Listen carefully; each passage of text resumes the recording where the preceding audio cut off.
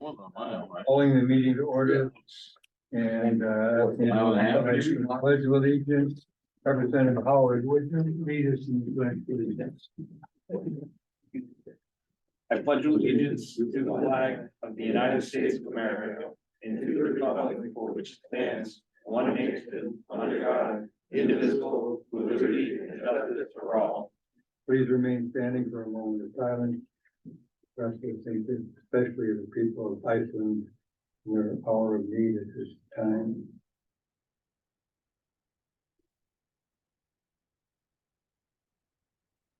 Thank you very much. Please be seated.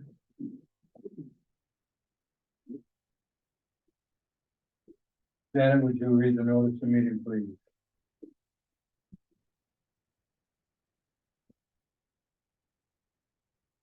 Notice is hereby given that a public meeting of the Stratford County Legislative Delegation Executive Committee is scheduled to be held Wednesday, November 15th, 2023 at 4 p.m. in the Stratford County William A. Grimes Justice and Administration Building, Cafe Conference Room, lower level 259 County Farm Road, Governor Hampshire.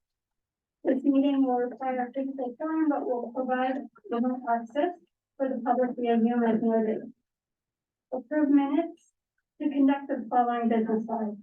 Approve the minutes of the executive committee meeting of August 25th, 2023. Approve tax anticipation note borrowing up to $20 million for the first 6 months of 2024. Motion to allow the county commissioners to pay those county expenditures statutorily required to be paid until delegation approval of the 2024 budget. Motion to approve a transfer of $118,489 from miscellaneous revenues to justice and administration, maintenance, building and equipment repairs. Cover the cost of uninsured repairs to the courthouse due to flooding. Approve the third quarter 2023 budget and any other business which may legally come before the executive committee. Thank you. When you're ready, you may call the roll. Representative Bailey, Present.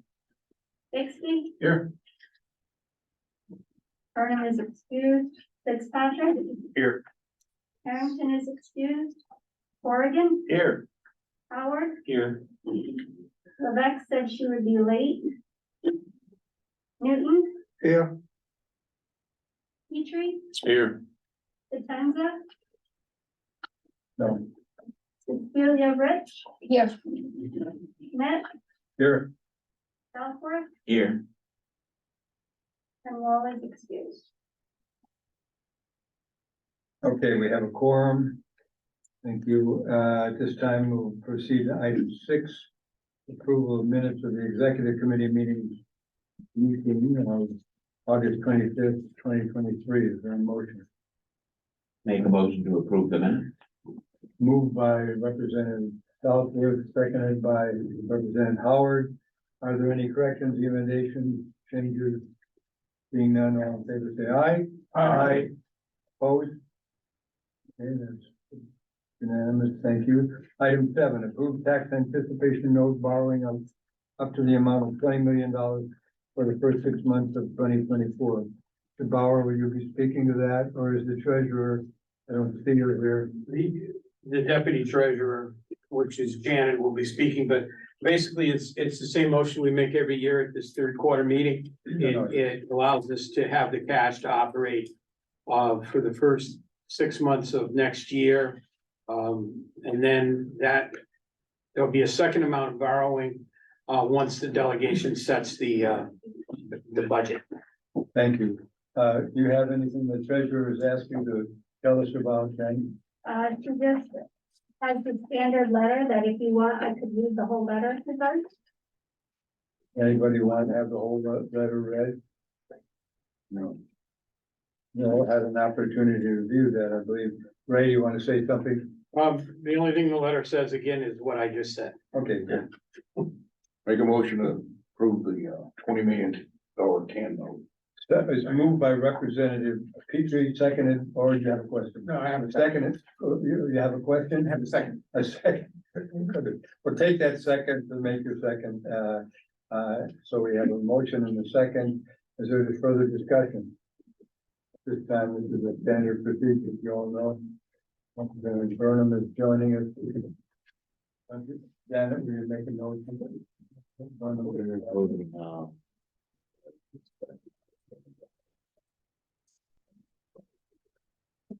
Okay. So need to go for it. Yes, thank you, sorry. No, no, it can happen. I understand. Thank you for being here. Appreciate that. So, if there are further items, whatever, seeing none, let me call the roll. Bailey, Aye. Bixby, Yes. Burnham, Yes, Fitzpatrick, Yes. Karen, Corrigan, Yes. Howard, Yes. Newton, Yes. Petrie, Yes. Rich, yes, Smith, Yes. Southworth, Yes. unanimous. Okay. And that's unanimous of the president. And we moved the item 8, motion to allow the county commissioners to pay those county expenditures statutorily required to be paid until the delegation approves of the 2024 budget. Their motion. All motion. Motion by Representative Howard. Second by sorry. Rich. Second by Representative Rich. Are there any questions? This is standard statutory language requirement with this one. Any questions? Move the roll call, Ray? No. No.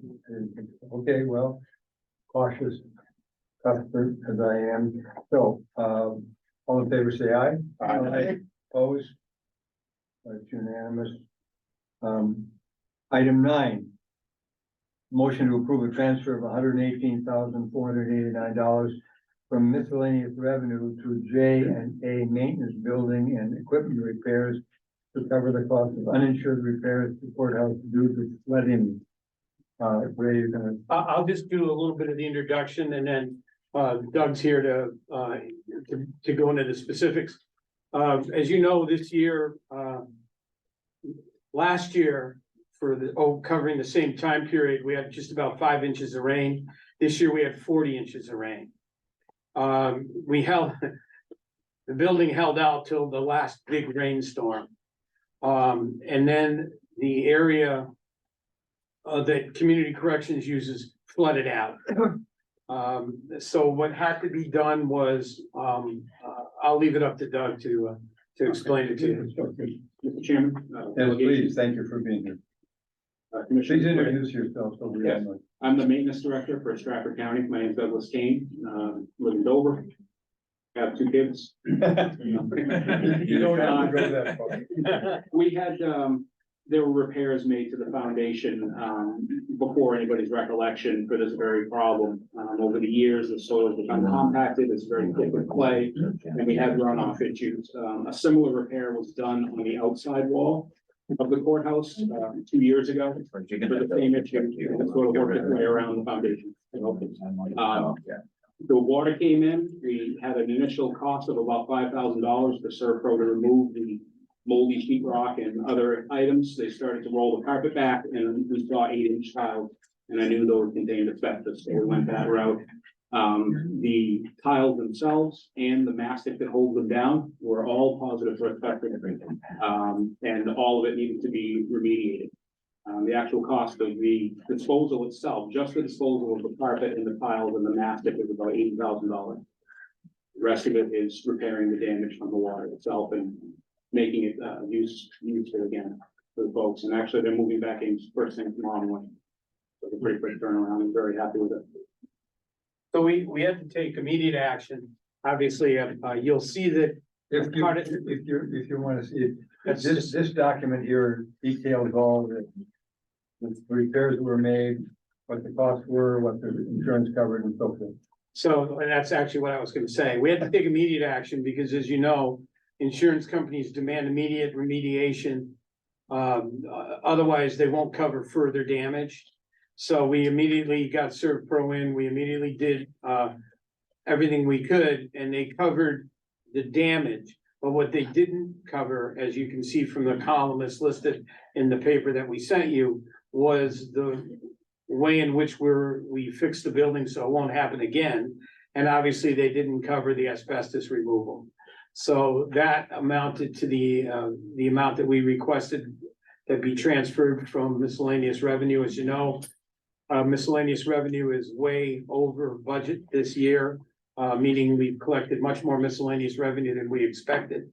The miscellaneous revenue, which is seen on the last page of your budget handout, you'll notice that does include the money that's been approved by governor and council to pay us back for our MAT program and our abstinence program that we do at the jail, which amounted to about $1.4 million. So we budget $500,000 for miscellaneous revenue, and to date, with 1 quarter left, we have $2,823,813.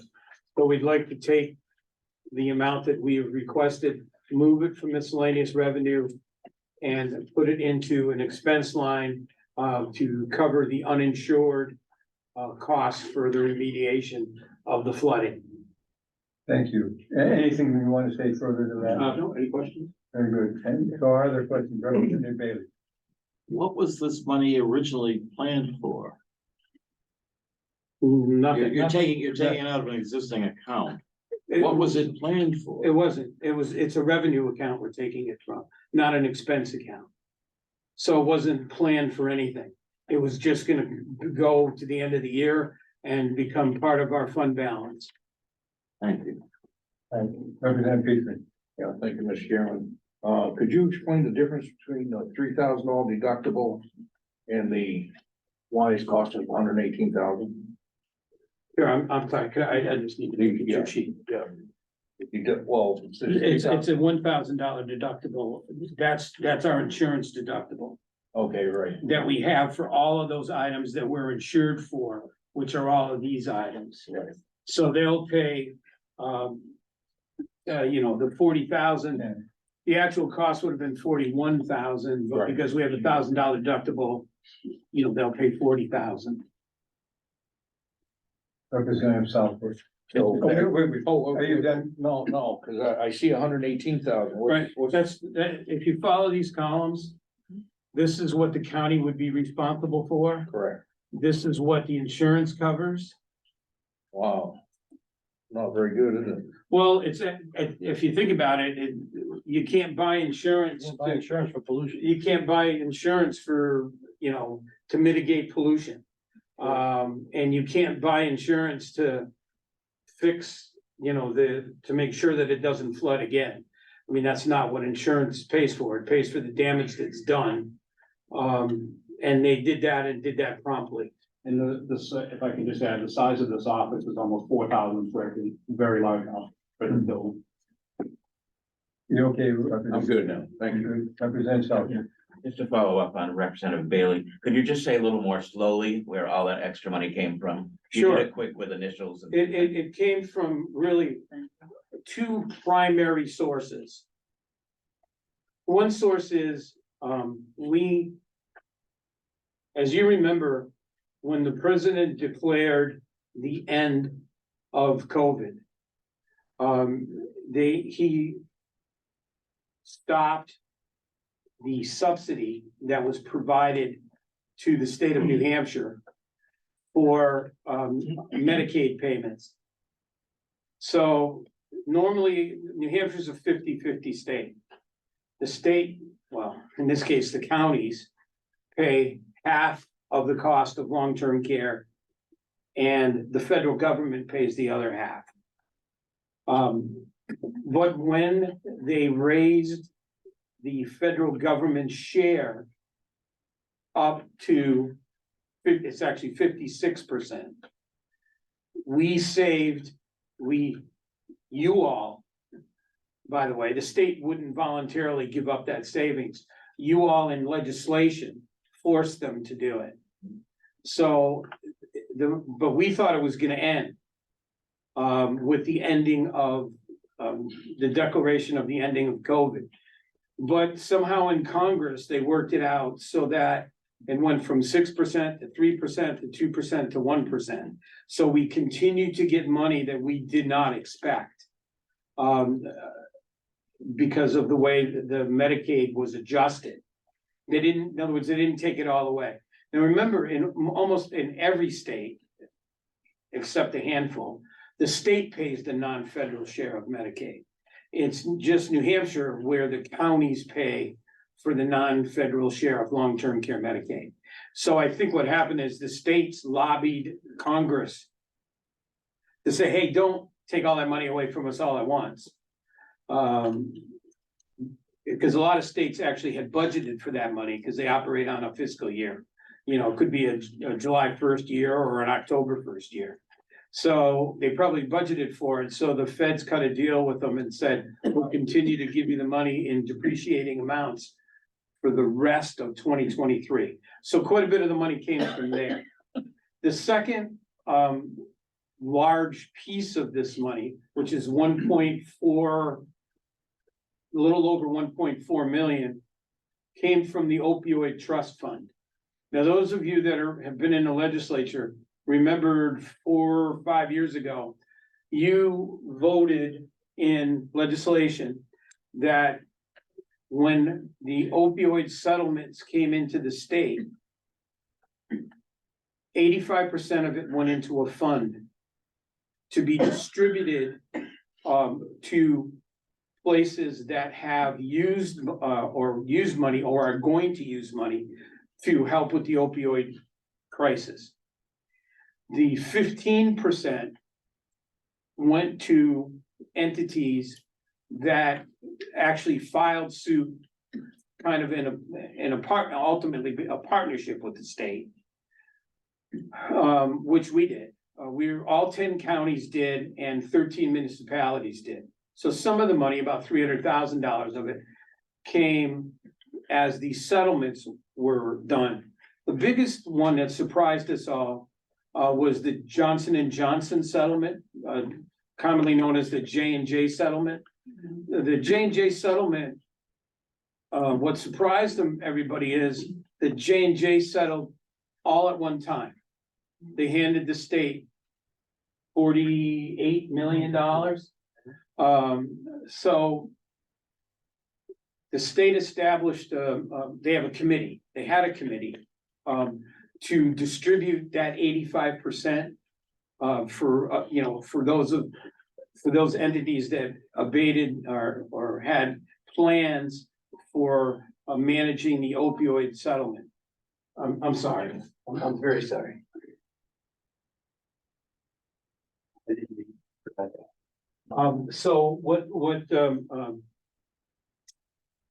So that committee formed, and the first round of money they gave out, the government's got nothing. But once the Johnson & Johnson settlement came in and that fund became full of money, the committee decided to set aside $10 million to pay back the cities, towns, and counties who used money of their own from 20, 21, and 22 to help with the opioid problem.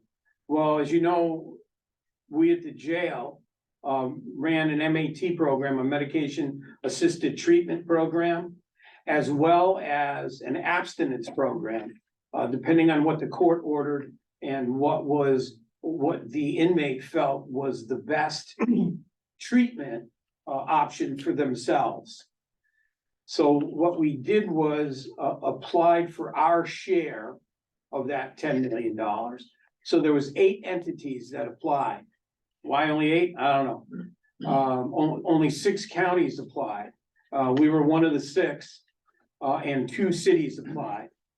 We got the largest sum of money but it's simple reimbursement money from what was spent in 2021 and 22.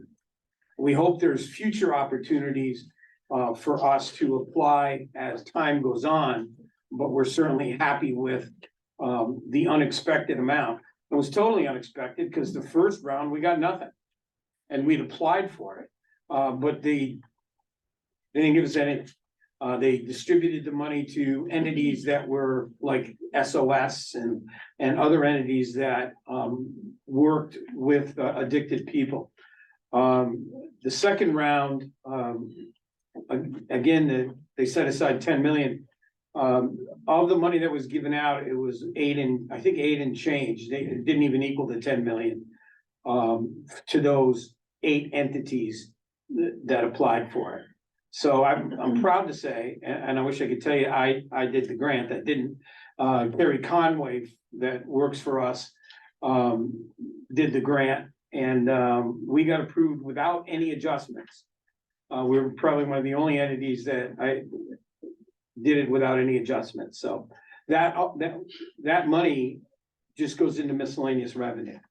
Cause it was money that was spent in prior years.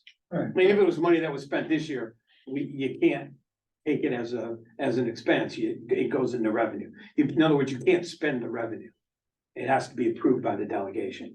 Thank you. That's why I couldn't just say, oh, well, we'll just transfer this $100,000 that I'm asking you to move. We have no authority to do that. The authority comes from the executive committee.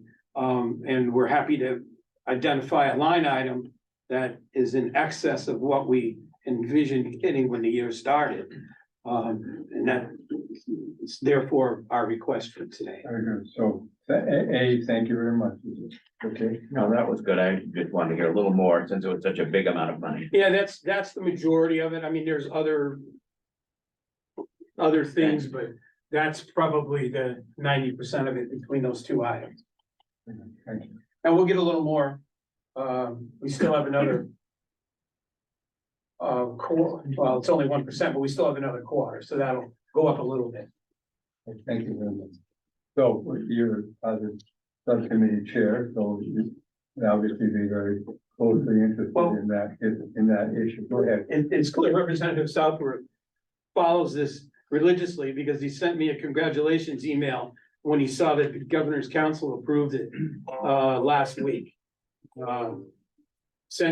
Promptly sent me an email congratulating us on what we got. So he clearly watches this every second. But I wanted everyone to know. Not everybody pays. Well, I mean, you recognized him as the chair of the subcommittee, so I just wanted to thank him for.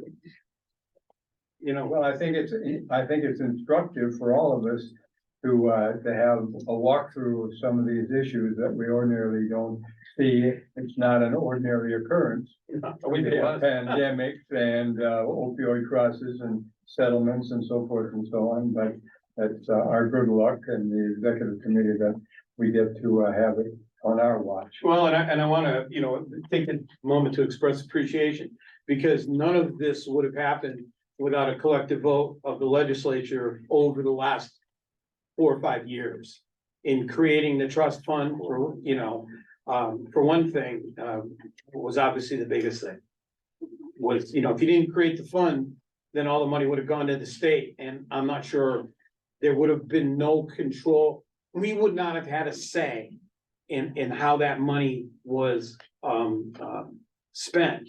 There is requirements in the settlement that it be spent for, abatement in terms of treatment of addicted people. But the state would have had free reign on how that money was spent. This way, by creating what you all did in the legislature, it encouraged the state for distribution of that money, which ultimately we got a hunk of. And the same thing with the Medicaid money, the DHHS wasn't going to give it to us. You all passed legislation a couple of years ago that gave us our share back.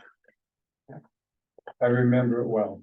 Yeah, so, I want to make sure that you guys are recognized because none of these things would have happened without your votes. Right, I understand.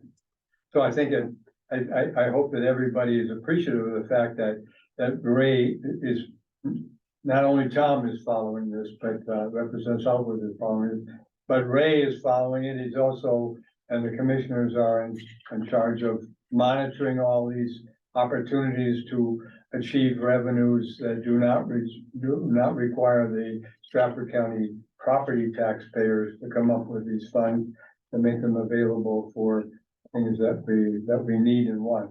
So thank you very much for this very, detailed analysis. Shows that you're paying a lot of attention and understand it, and we have the benefit of hearing about it. So thank you. Are there further questions? Representative Newton? I got a couple of questions, Ray. Yes, sir. Thank you for your presentation. You answered some of them already. What's the difference between cash flow, unassigned fund balance, and miscellaneous income? They're Because kind you of, heard three, all three. yeah, they're kind of all three. So we put a line in for miscellaneous income, both for the nursing home and the non-nursing home. Simply because it allows us to bring in unexpected revenues. As an example of the ones I just gave you. When we passed the budget in March, we didn't have any idea those revenues were coming. In fact, I was sure that we weren't gonna get any of it because we didn't get any the first round of the opioid trust. And when we understood that President Biden was ending the COVID crisis, I didn't believe we were gonna get any money on the savings on Medicaid. So when you were presented the budget, I didn't have any idea we were gonna get those. So putting in a miscellaneous revenue line item allows us to bring in that revenue. There was no line item, we couldn't bring it in. So that's why we put a miscellaneous line item in. So where does cash flow come from, and how does that play into it? Because you had said at a meeting that you spent a lot of the money that's going towards the new nursing home project came out of cash flow. Right, And we heard a sum of $500,000. that's about the end, but yes. Approximately. Yep. Yeah. Well, cash flow is, you just approved $20 million in borrowing. We will borrow that sometime in January. To carry us through for the first half of the For the year. next budget, yeah. Right, off the next budget. So when we borrow the $20 million, we'll have a lot more than we'll need in a week or two after we borrow it. Because it's gotta last us to 6 months till we come back to you to borrow the last half of the year. We can't borrow more than what our cash flow says in 6 months. The old days you could, and then you just invest it and try and make your money back. But it doesn't work that way anymore. The arbitrage laws from the IRS is you can't borrow more than you're projected to spend in the first 6 months of the year, or in any 6 month period. So there's times of the year in which we have more cash flow than we need to pay our bills next week, next month. So when we start a project, frequently it happens with our grants. Our grants are primarily reimbursement grants. So we would spend the money out of our cash flow, send a bill out to the funding agency in a grant, and then get the money back. So the cash flow is just flexes its way through. When we are concerned, like for the $6 million plus that was approved, that we will eventually bond. We've now realized that we can't go much further, so we're gonna do a bond anticipation note. Because our financial advisor, which you will hear from today at 6 o'clock, has advised us now is an awful time to bond anything. So we're gonna just borrow the money temporarily, and bond it when he says the market is a good time to bond, when we'll get our best bang for the buck, our lowest interest rate. That's the deal, yeah. So that's the cash flow. Like I said, January, we'll have $20 million, but we'll spend that month by month. This number that you've got in the budget, and the miscellaneous income of $2,323,000, is that pretty much what's in the unassigned fund balance now? Or is No. it just in the, okay, what's the total number of cash you've got hanging around, I guess, for the lack of a better way to put it? I don't mean to be crack. No, you're not being crass. We haven't received the $1.4 million yet, as you know, because it was just approved by governor and council. But I know it's coming, so when you read the top of the column of the page, it says, it says receipts and pending. What page are you looking The at? very last page, Yeah, page 27. It says it says receipts and pending. So I knew when governor's council approved the money, we haven't received the 1.4 million yet, but I know it's coming, so I know it's pending. It would be a little disingenuous for me not to let you know about that. Even though it doesn't fall within the time frame of this quarter, the quarterly budget that you're reviewing. So nothing goes to fund balance or nothing goes to surplus, which is surplus is years of fund balance. Surplus, yeah. Yeah, until the audit's done and we have a number from the auditor to determine what our surplus is. But it has to go somewhere. It can't just be up in the ozone. You've got the state It's law it's says, cash in the bank, yeah, and is there interest collected on that? sure, Okay. absolutely. Are there any trustees involved with this money? There's not only Because well, it's temporary. like first of all, we're insured, of course. Yeah. Second of all, the bank that holds our money, we force them to put up a treasury note in the amount of our balance. So that, I don't know if you guys remember this, but because it's been a long time, but I was still here at the county. Probably 25 years ago, we used to do banking with Citizens Bank. Citizens Bank went under. Now, technically speaking, none of our deposits would be insured in excess of $100,000, right? I think it's 150 now, but it was 100 back then. So from that point on, whatever bank we do business with, we force them to put treasury notes in our name equal to the maximum amount that we deposit at any one time. Doesn't the state make you do that? No. By statute? No, No, there's a statute, no. no, we started that at the time of the Citizens Bank failure. I remember we were like the old cashiers. We literally transferred enough. We moved the money out of Citizens because they told us they were going under, moved it to another bank. And because Citizens did our main banking, we'd move enough to cover payroll. And we'd literally have the employees sign the paychecks over to us. We'd run them to the bank and cash them and bring them back to cash. Because we didn't know exactly what day the feds were gonna come in and close them down. That was a long time ago. That was 25 years ago or more. But when you've been here 36 years, 25 or 30, they'll kind of run together. So, but now again, we're covered by the So treasury. again, the short answer, approximately how much is in the unassigned fund balance now? Oh, Unassigned fund balance or cash? How about both? Or either? Well, we just paid our bills for this week, so cash on hand is $5.6 million. Okay.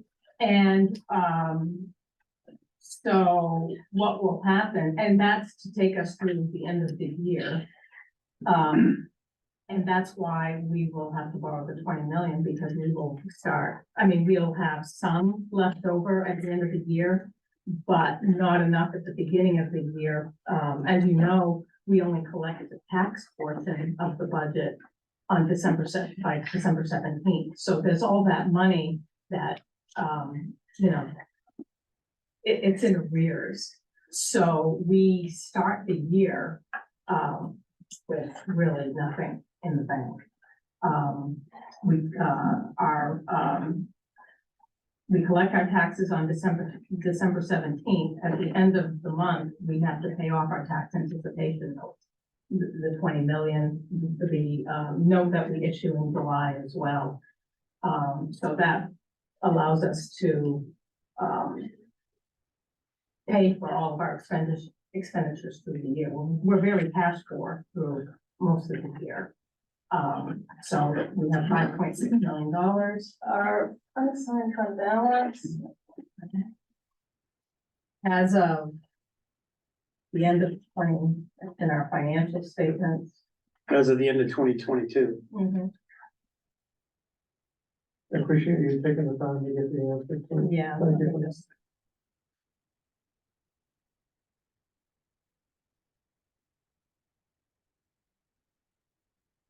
Our unassigned fund balance as of December 31st, 2022 is $3,840,435.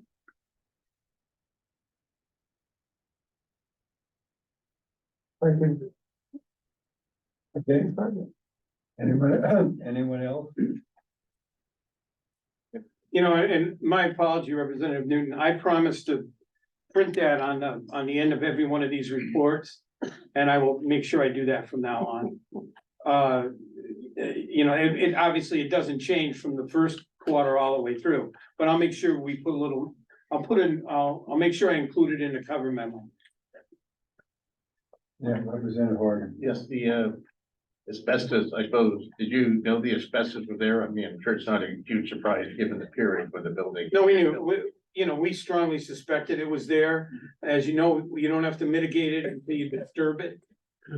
So when we pulled the carpet up and obviously disturbed it because it was flooded, you know, we knew it. We sent it out for testing because they need to know, you know, how bad it is. But we knew it was there. Yeah, and we know that it's everywhere in this building. So you anticipate disturbing any more asbestos? Gosh, I hope not. I mean, we made 50 years in this building without a flood. You know, we hope, you know, we can make another 50. Obviously, I won't be around for that, but we hope that,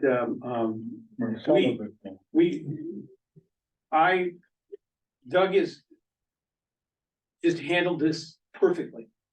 You know, he had a plan. We found contractors that dropped everything because, you know, it was continuing to rain.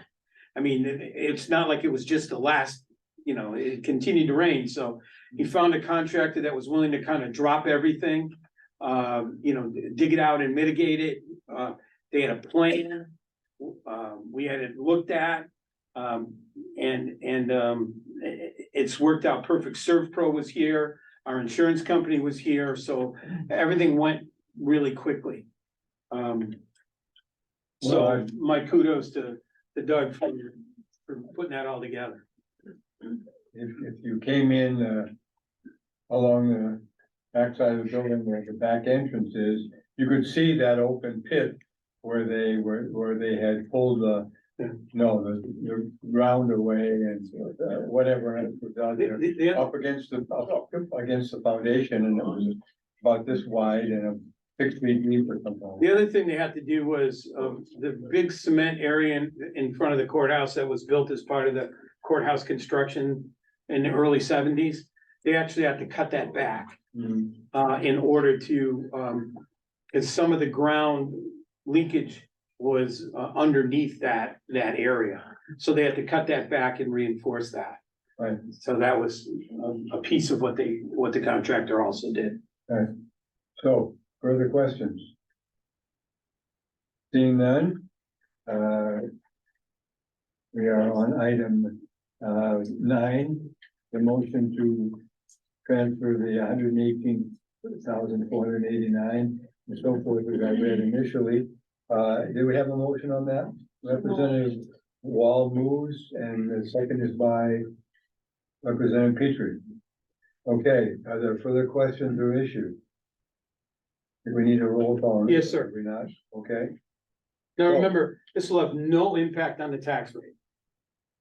You know, by you doing this transfer. Right. Right, this is, right, so, Brandon, you can call a roll. Bailey, Aye. Bixby, Yes.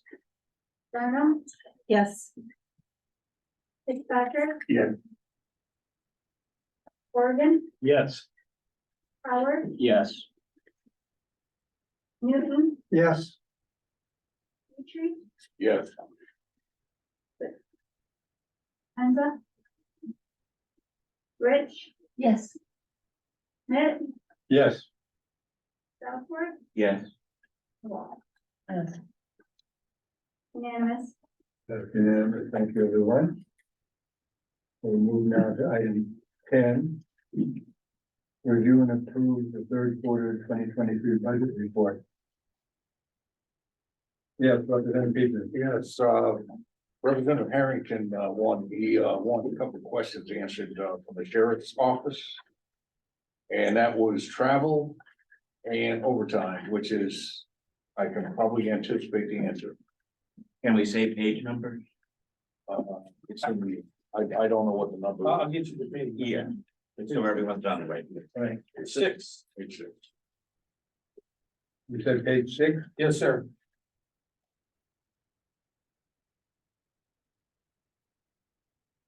Okay, We're gonna start with overtime. Overtime is very hard to predict in our office for a couple of different reasons. We have committee contract for transportation for housing over at the jail, and we provide all the transportation for New England. None of our deputies actually know what time they're getting out at the end of the day. It's all predicated on the supervisory officials at immigration, US Marshals, whoever we're working for at the time. So it's kind of unpredictable with kind of keying off them. Sometimes our deputy will be up at the US Marshal's office. And the supervisor will say, okay, basically, you can prepare to go back to Stratford County around 3 o'clock. As they're preparing, 3:15, the supervisor will go back in and say the FBI is on their way in with an arrest. That now delays them by about 3 hours, because that means they're bringing in new inmates that have to be arraigned in the magistrate court. So it's kind of unpredictable. The other thing that's totally unpredictable for us is hospitalizations, which requires around-the-clock security and 2 deputies at the hospital. That's mandated by any of the federal agencies that we deal with, whether it be US Marshals or immigration. So that is a huge expense. Could I just add one thing to that? please do. When we watch inmates that are in the hospital for the marshals, we bill for that. You'll notice on page 27 that if you prorate the revenue, okay, it's about halfway down in the upper half of the page. There's $500,000 budgeted. We've already collected 572,000. So if you prorate that, because we should collect somewhere around 3/4 of the 500,000. We've collected about $200,000 more than we budgeted on a prorated basis. So that would go to offset some of that overtime, because they pay us for it. Now that we don't get paid when our own inmates are in the hospital, obviously, that's just an expense of the sheriff's department. That's fortunately, we don't have a whole lot of our own inmates that are in the hospital. Also, depending on the circumstances,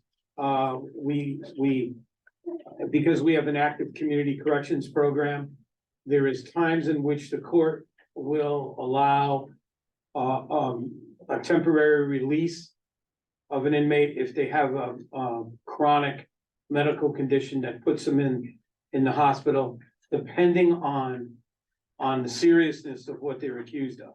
Obviously, if they're accused of murder, the judge isn't gonna say, okay, you can stay by yourself in the hospital. But if it's something that doesn't rise to a tremendously serious level, then the court will frequently allow a furlough for the time, and the hospital gets reimbursed through Medicaid. So the hospital, I don't wanna make it sound like nobody's paying the hospital for our inmate being there. They get reimbursed through Medicaid for the cost of that stay. Yes, sir. There were a couple of other items in the explanation as well, but it doesn't amount to the same as our inmate watches do. That's very, very costly, and Mr. Bauer explained some of the revenue coming back into the county for that. But there are other overtime expenditures for US Marshals Task Force and different services that we provide, that we do get revenue coming back in as well, and those agencies that bill for that as well. If you're okay with overtime, or if you have any other questions, I'll move over to the travel accounts. You good, sir? Yeah, this is Representative Harrington asking a question. Okay. We'll make sure we articulated well in the minutes. Very good. Thank you. We'll articulate it in detail in the minutes. Right, because I understand, you know, I've been doing this for a while, so I understand what goes on and But we'll articulate it really well, so Representative Harrington's questions can be answered. thank you. Okay, we have two travel accounts. One is in-state for any type of seminars or whatever that we have to go throughout the state. That's at a low amount to begin with, $1,000. Because obviously we're just traveling within state, and that's what it's charged up to. The out-of-state is a little bit more, that was set at 18,000. That's usually for seminars, out-of-state extraditions, which is impossible to predict. It depends upon the county attorney's office and where somebody actually gets arrested. So if they get arrested in Massachusetts, it's pretty easy for us to extradite them up here. If it's Texas or whatever, and it's a nationwide extradition, it's obviously pretty costly. Luckily, those don't come too often. The other part of the out-of-state travel is what's being investigated by the Attorney General's office, and that's on the current charges with the current sheriff. So that's part of why that's over expected as well. Usually that's very controlled because most of our out-of-state expenses would be for training or whatever, seminar. So if we get towards the end of the year and we don't have any money left, we're obviously gonna cancel sending someone to a seminar. Whether it's, unless it's imperative. Extraditions, that's something separate. If the account is expended, then we have to go back to Mr. Bauer and the commission and say, we've got an extradition in Texas, this is unusual, and then we'd have to figure out how to fund that, or maybe a transfer in funds from different lines. Thank you. I have another question. How are we handling credit cards? And you know, that was an issue when I think Mr. Bauer wants to speak to that. Yeah, every single transaction on a county credit card is audited by the auditor, which is how. There's no secret here. I've said it before. Their audit of the credit card is what came to my attention. When they brought that to my attention, that's what started the investigation with Sheriff Brave.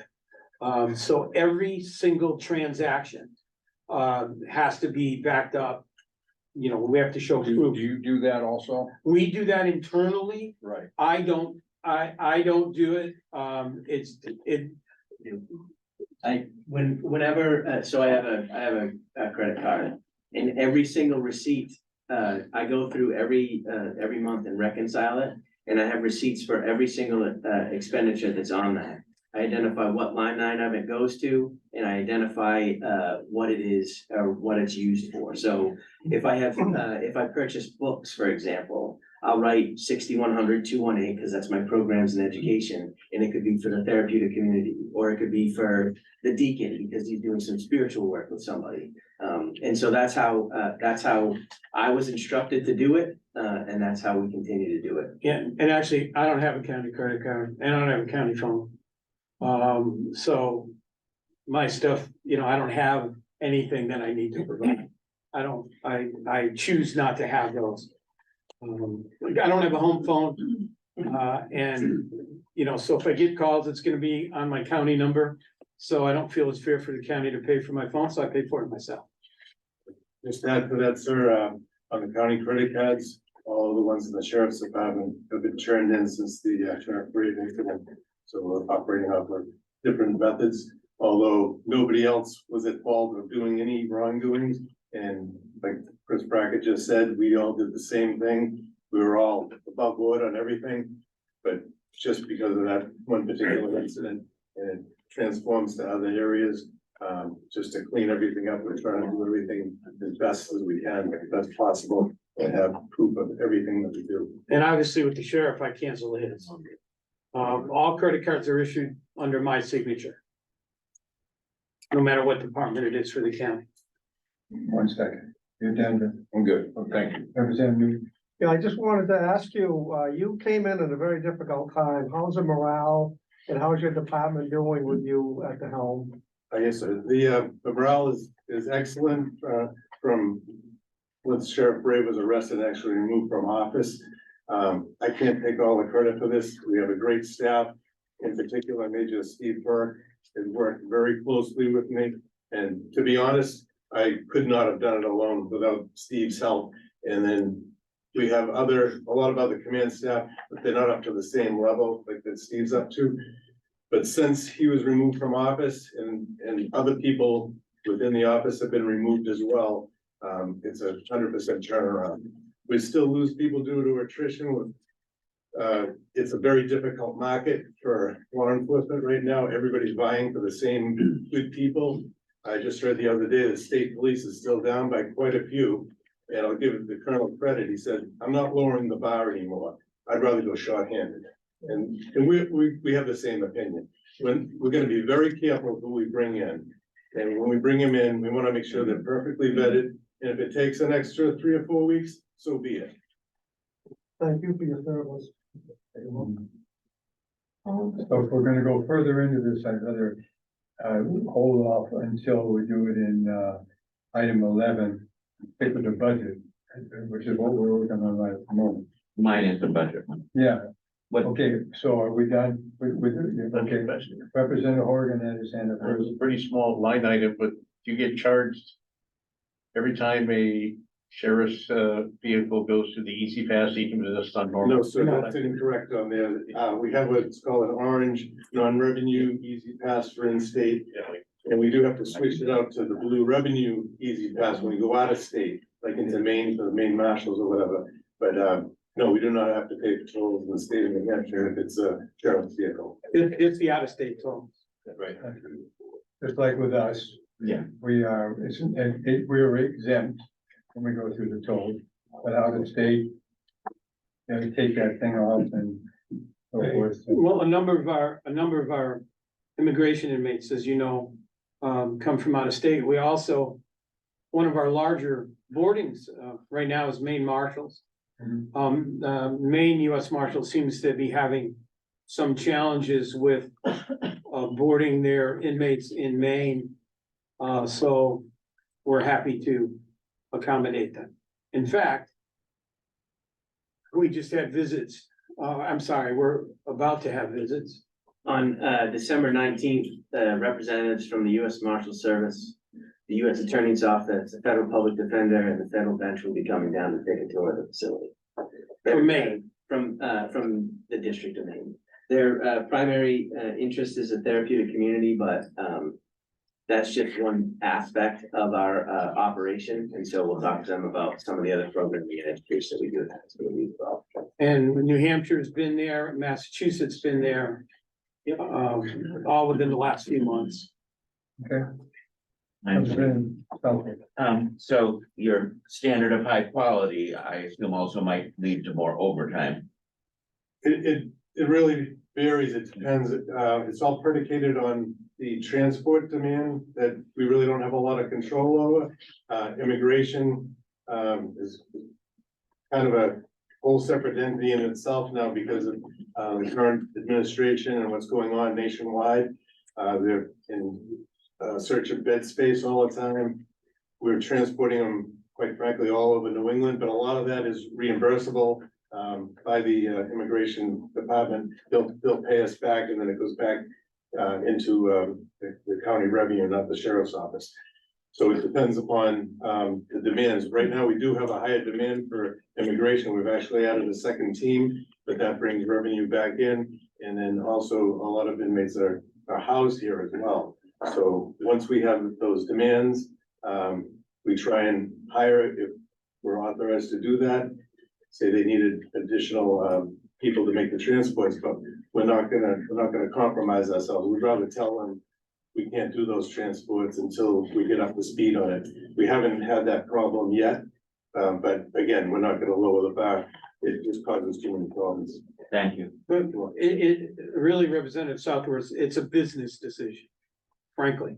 Yeah. I mean, we make almost $8 million a year in boarding of revenue, in boarding revenue for, you know, US Marshals in Massachusetts, New Hampshire, Vermont, Maine, and as well as immigration, inmates. And if that means that on occasion, we need to transport inmates out of the normal territory, because we get reimbursed for them, we're gonna do it, because it's business.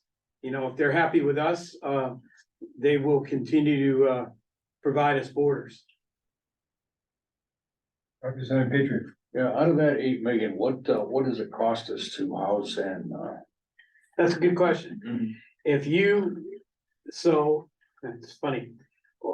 Diane, poor Diane, has to do this every year. Every year, what we ask her for is the cost of our inmate management. So our cost of inmate management overall, counting community corrections. So I have to answer this in two ways. Counting for community corrections is about $18 a day.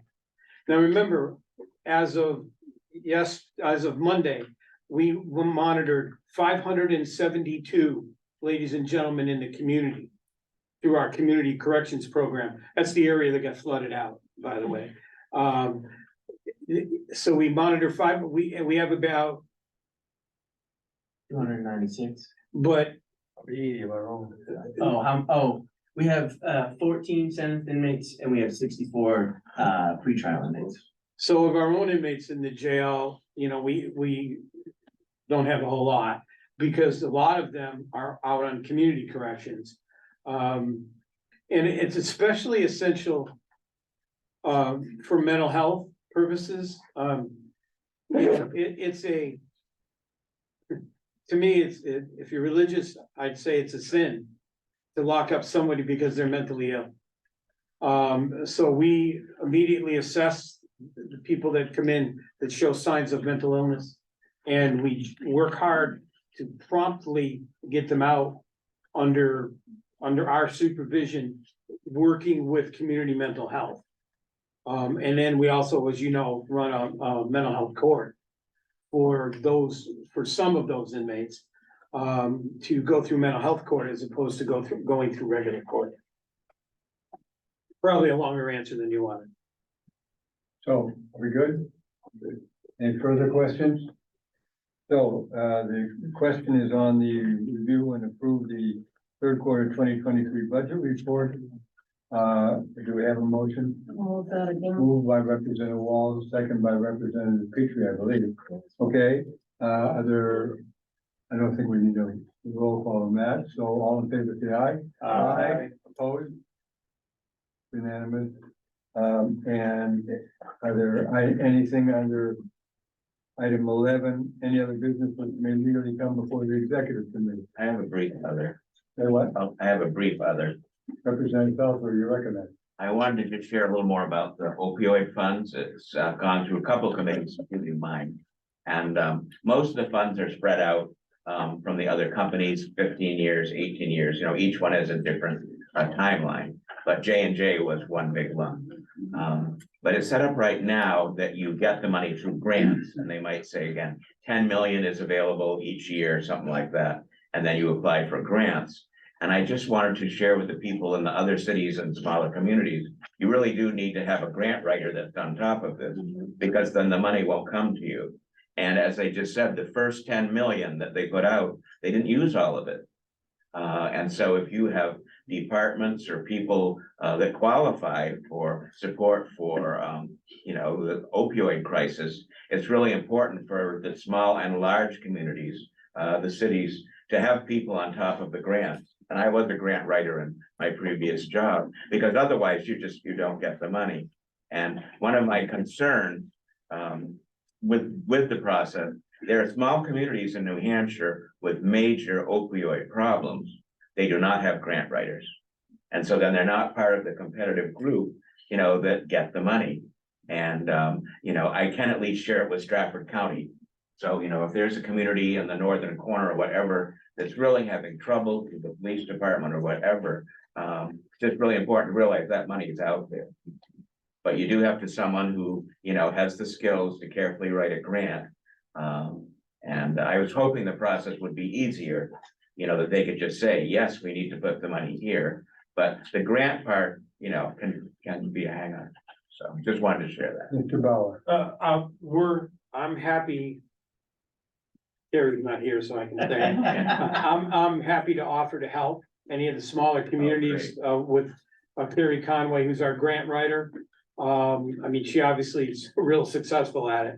I'm happy if anybody would like any help, I'm happy to volunteer Carrie. She'll probably kill me for doing it, but, she's not here, so I felt comfortable in saying it. Okay, anyone else? I look over and I see Executive Counselor Kenny sitting in the back of the corner of, unobtrusively. Do you have something you'd like to favor us with, Counselor? No, I'm just here to observe. If you have any thoughts or ideas for the council, there's obviously a lot of, public funding comes through the council that supports the Stratford County delegation and the commissioners. And I know we sent some money, for the nursing home project. And obviously I heard a lot about drug and alcohol. And that's foremost on our mind for, counseling, addiction centers and just for the overall effort. So I'm just here to observe and to say, I haven't been in this complex more recently, so I need to get here just to put my face out there and that, you have an executive council who's very active in the district and is here to help out the county any way he can help them out. Well, thank you for favoring us with your presence today. Good to see you, the former Marine, and I know you are as well, so it's a couple of jarheads. Place is always improved by a couple of extra Marines. We didn't see you Friday lifting the Marine Corps flag over the State House, though. That's right. Well, my shoulder was killed. So anyway, do we have anything further? I'd just like to take a personal privilege as a chair to thank Sheriff McGivern for the outstanding work you've done. You stepped in under extremely unfavorable circumstances and a crisis situation. So I think I speak for all of us when I say, as they used to say in naval service, well done, and thank you very much. Thank you very much, sir. Appreciate it. So, anything further? Here's the motion to approve. Yes, sandwiches. I just wanted to, Okay. Well, I think we're probably between meetings, adjourned. there's sandwiches. That's 40.